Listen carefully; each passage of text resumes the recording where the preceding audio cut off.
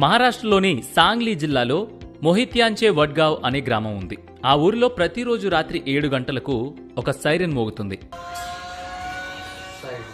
Siren మోగిన వెంటనే ఊళ్ళో ఉన్నవారంతా ఫోన్లు పక్కన పడేసి టీవీలు ఆఫ్ చేస్తారు. 1 గంటన్నర పాటు ఎలాంటి ఎలక్ట్రానిక్స్ ముట్టుకోరు. ఎన్ని ముఖ్యమైన పనులున్నా సరే కాల్స్ అటెండ్ చెయ్యరు.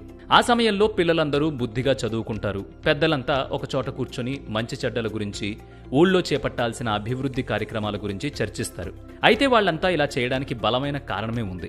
కరోనా తర్వాత పాఠశాలలు తిరిగి ప్రారంభమైనప్పుడు పిల్లలందరూ సోమరులుగా తయారైనట్లు టీచర్లు గుర్తించారు.